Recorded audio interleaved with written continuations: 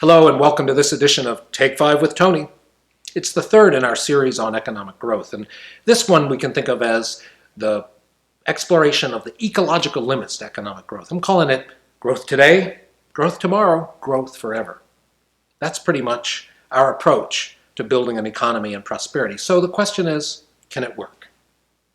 Now, when our country achieved independence in the late 18th century, we had about 750 million people worldwide. Today, we have about 7.5 billion people, a tenfold increase. Not only has the population grown quite a bit during those 2 centuries, but so too has the average consumption. On a per capita basis, the average American, the average European, even the average Indian, Brazilian, and Chinese person consumes quite a bit more than their ancestors of 2 centuries earlier. For that matter, of 50 years ago. This change from a small population with relatively small consumption to a big population that consumes quite a bit on average, Herman Daly has called a shift from empty world economics to full world economics. Daly's the preeminent ecological economist, used to work for the World Bank.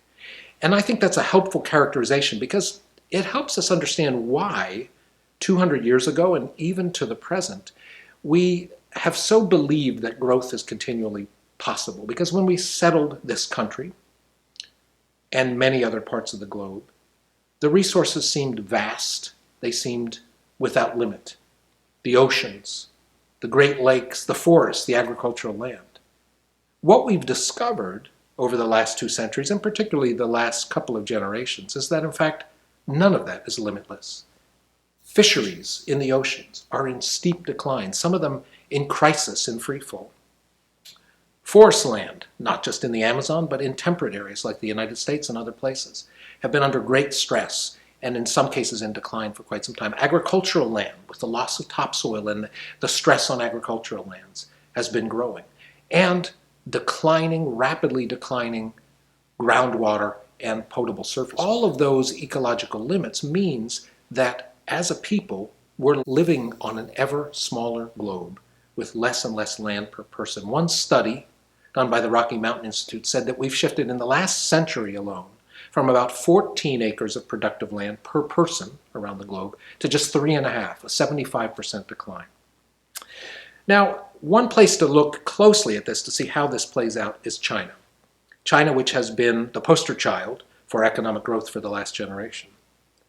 What we've seen in China, of course, is a tremendous economic engine, and along with that, quite a few million people lifted out of poverty.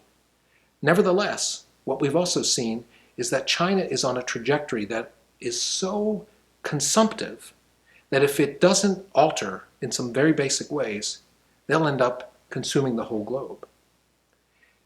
2 different studies looked at the Chinese consumption patterns, and what they found was that at its present rate of economic growth, and if Chinese people achieved the same average level of wealth and consumption as the average American, by 2030, China alone would consume nearly 3/4 of all the grain produced worldwide and 100% of all the petroleum. China, one country, not counting India, Brazil, the United States, Europe, or the rest of the world. And so it seems pretty clear that unlimited growth for everybody is simply not possible, even knowing that certain improvements in technology and efficiencies do indeed allow us to get more with less. But the reality is, unlimited growth, even for another century, let alone for many, many millennia to come, is simply not an environmental possibility. We need a new way to create prosperity, something that doesn't rely on this continual expansion. We'll talk more about that and other issues as we continue our series on growth. Thanks so much.